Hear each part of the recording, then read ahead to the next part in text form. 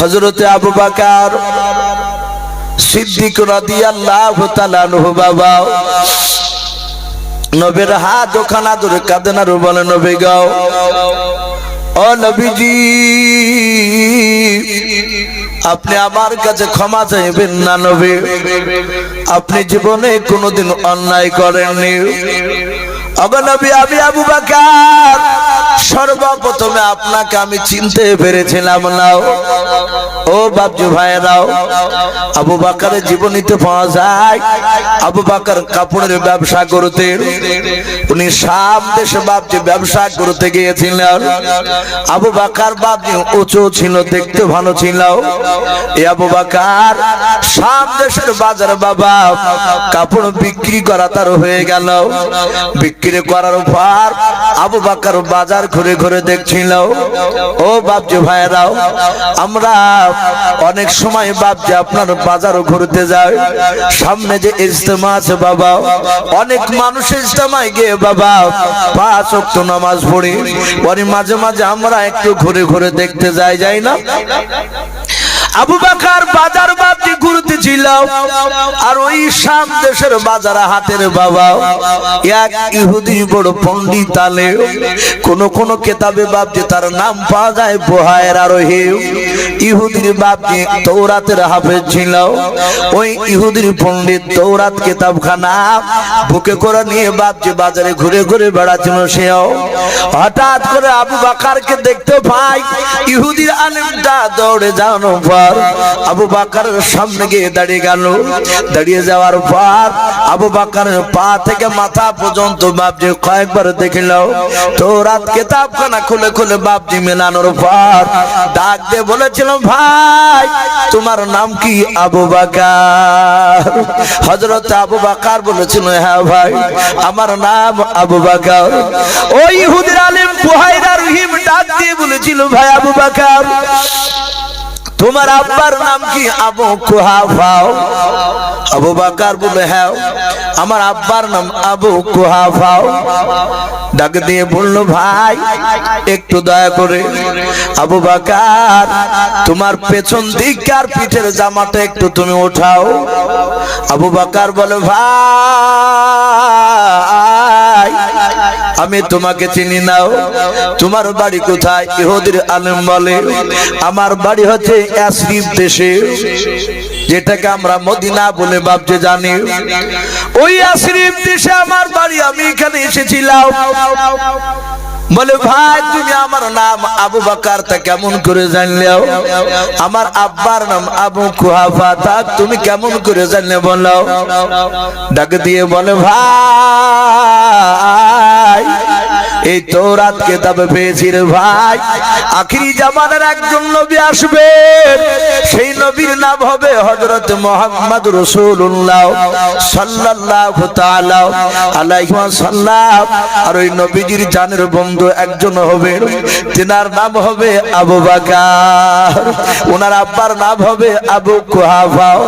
ভাইরে এই কিতাবের সঙ্গে তোমার চেহারার সঙ্গে মিল পাওয়া যাচ্ছে।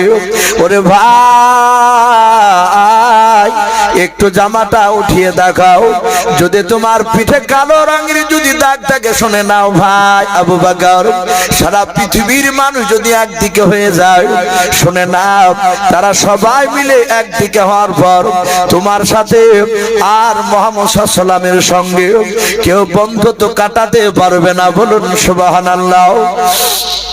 ও বাপজি ভাইরা, আল্লাহ রাসূলকে বাপজি আবু বকর এত ভালোবাসতেন বাবা, আল্লাহর নবীজিকে বাপজি চিনার পর আবু বকর নবী ছাড়া বাপজি থাকতে পারতেন না। আল্লাহর নবীর কাছ থেকে বাপজি যেত না। নবী বলতেন, আবু বকর তুমি বাড়ি চলে যাও, তোমার বাড়িতে সংসার আছে। আবু বকর নবীর কাছে কাঁদেন আর বলে, নবী আপনার দরবারে থাকলে আসলে আর আমাকে বাড়ির দিকে যেতে মন চাই না। ও বাপজি ভাইরাও, আল্লাহর নবীর বন্ধু আবু বকর এত ভালোবেসেছিলেন বাবা, কিতাবে পাওয়া যায় আল্লাহর নবীর বাপজি বন্ধু আবু বকর নবীর কাছে নাই। নবী সেই সময় মদিনা তো যাই নাই, মক্কা নগরে বাপজি আপনার ছিলেন। মক্কা নগরে মসজিদে আমার বিশ্ব নবী বাপজি নামাজের অবস্থায় দাঁড়িয়ে আছে। আল্লাহর নবীজি তাহার ইমামতিতে নামাজে দাঁড়িয়েছে। আর ওই সময় বেঈমান উতবা সাইবারা বাবা দড়িকে বাবা ফাঁদ করে ফাঁসি করে দূর থেকে আমার নবীর গলায় বাপজি ভরে দিলাম। উদবার সাইবার কয়েকজন বাপজি বেঈমান লোক বন্ধুরা দুই দিক থেকে বাপজি নবীর গলায় দড়িখানে ভরে দিয়াও টান মারতে লাগলো। আল্লাহর নবীজির বাপজি জিভটা একটু লম্বা হলো, চোখগুলো মোটা মোটা হয়ে যাচ্ছে, দমটা যেহেতু বন্ধ হয়ে আসে। হযরত আবু বকর নাই একটা বাচ্চা ছেলে দৌড়ে গিয়ে বলেছিল, ওগো আবু বকর তোমার বন্ধুকে মারতেছে। বলো কোথায়? বলো অমুক মসজিদে মারতেছে। ছোট ছোট বাচ্চা ছেলেরা পর্যন্ত জানতো রে বাবা আল্লাহর নবীজির জানের বন্ধু আবু বকর। বলুন সুবহানাল্লাহ। ও বাপজি, আমাদের দুনিয়াতে আবু বকরের মতো বাপজি নবীর মতো বন্ধু তো দেখতে পাওয়া যায় না। অনেক সময় বাপজি দেখা যায় কিছুদিন বন্ধুত্ব বাপজি তৈরি হয়, একই জামা দুই বন্ধুত্ব বাপজি একই কালারিং জামা গায়ে দেয়, একই রকম প্যান্টের কালার বাপজি পরে। যদি বলে ভাই তোমরা খারাপ, তখন তারা হাসতে হাসতে বলে এটা আমার জানের বন্ধু। বলে জামা একই কালার, বলে হ্যাঁ ভাই। আজ 8 বছর থেকে দুই বন্ধুতে একই পোশাক পরি, একই রকম কালার তৈরি করে। এই বলার পর আবার শোনা যায় ওই বন্ধুতে বাপজি বন্ধুকে পাটের ভুঁয়ে নিয়ে গিয়েও আপনার জবাই করে ফেলেছে। এরকম আছে কিনা? হযরতে আবু বকরের সাথে বন্ধুত্ব বাপজি মক্কার সমস্ত লোকেরা জানতো। বাচ্চা ছেলেকে আবু বকরকে গিয়ে বলল, ভাই আপনার বন্ধুকে মারতেছে। উতবা সাইবারা তারা গলায় দড়ি বেঁধে টান মারতেছে। আল্লাহর নবীর বন্ধু আবু বকর থাকতে পারলেন না, সোজা দৌড়ে যাওয়ার পর দেখে বাবা ওই মসজিদের বারান্দায় আল্লাহর নবী দাঁড়িয়ে আছে। আর ওই সময় হযরত আবু বকর দৌড়ে গিয়ে বাপজি নবীকে বাপজি পাঁজা মেরে ধরলেন। গলার বাপজি ফাঁসটা একটু ছুটে দেওয়ার পর মসজিদের পাশে বাপজি একজন সাহাবার বাড়ি ছিল, হযরত আবু বকর সিদ্দিক রাদিয়াল্লাহু তাআলা আনহু। বাপজি তার বাড়িতে বলেন, ভাই তাড়াতাড়ি নবীর তুমি একটু দেখাশোনা করো। হযরত আবু বকর মসজিদে এসে আবার চিৎকার করে বলেছিল, ভাই আল্লাহর নবীজি তোমাদেরকে এমন কোন আঘাতজনক কথা বলে নাই, তোমাদেরকে দুঃখজনক কথা বলে নাই, কেন তোমরা আমার নবীকে মারলে? বলো।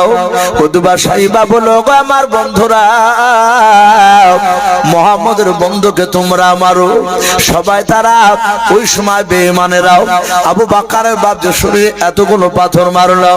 পাথর মারতে মারতে আবু বকর কত বিক্ষত হয়ে আবু বকর বাপজি বেহুশে বাপজি মসজিদের মাটিতে পড়ে গেল।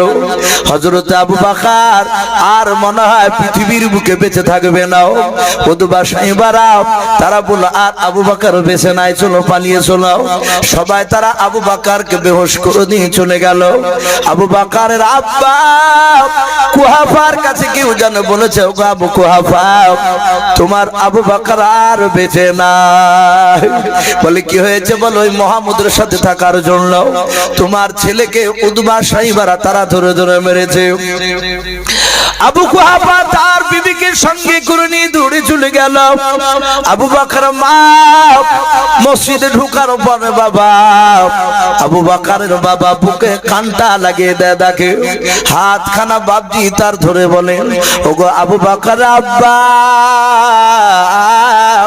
আমার আবু বকর এখনো মরে নাই, জিন্দা আছে, তাড়াতাড়ি তুমি পানির ব্যবস্থা করো, দুধের ব্যবস্থা করো। বাপজি নিয়ে আসলেন। আবু বকরের চেহারায় বাপজি পানি বাপজি দিলেন ছিটাও, মাথায় পানি ঢাললেন। আবু বকর বাপজি জ্ঞান ফেরার পর হযরত আবু বকর জ্ঞান ফেরার পর বলছেন, কাইফান নবী কাইফান নবী কাইফান নবী। হযরত আবু বকরের মা ডাক দিয়ে বলেছিল, বেটা এই জ্ঞান ফেরার পর কেন ওই ওই কথা তুমি মুখে আনলে, ওই নবীর কথা মুখে আনবি না। আবু বকর হুঁশ ফেরার পর, জ্ঞান ফেরার পর বাবা বলেছেন, মা বলো আমার নবী কেমন আছে, আমার নবী কেমন আছে বলো। ডাক দিয়ে বলো, বেটা রে, ওই নবীর নাম নেওয়ার জন্য তোকে মারতে মারতে মেরে ফেলেছিল, কিন্তু আল্লাহ তোকে হায়াত দিয়েছে, তুই বেঁচে আছিস। ওরে বাবা, এই নবীর নামে মুখ দিয়ে নেবে না। হযরত আবু বকর বাপজি মুখে হাত দিয়ে বলল, ঘুমাও, খবরদার ওই কথা তুমি মুখে আনবা না। এই বাপ, তুমি যদি আমার চোখ দুটো দিয়ে যদি আল্লাহ রাসূলকে যদি একবার যদি তুমি দেখতে ঘুমাও, তুমি কখনোই বলতে পারিতে না যে নবীর কাছ থেকে তুমি দূরে সরে যাও।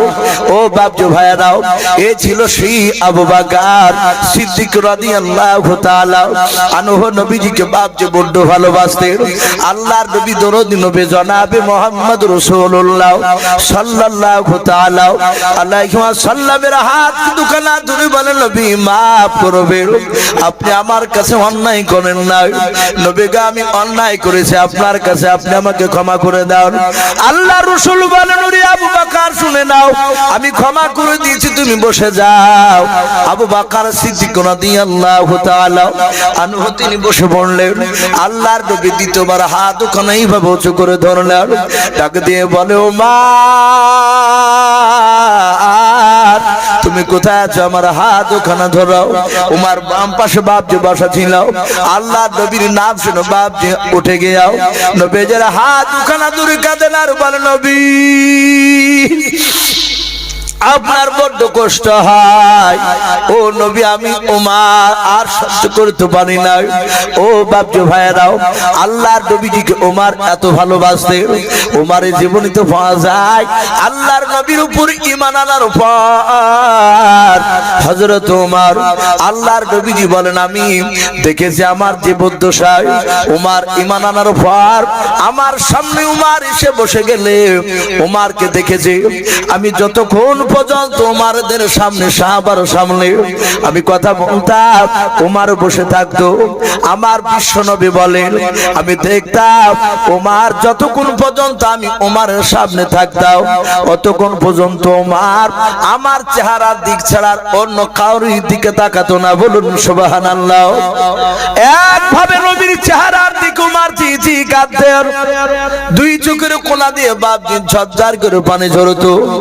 আল্লাহর নবী মাঝে মাঝে বলতেন, ওমর তুমি অমন করে কেন আমার দিকে থেকে থেকে কাঁদো?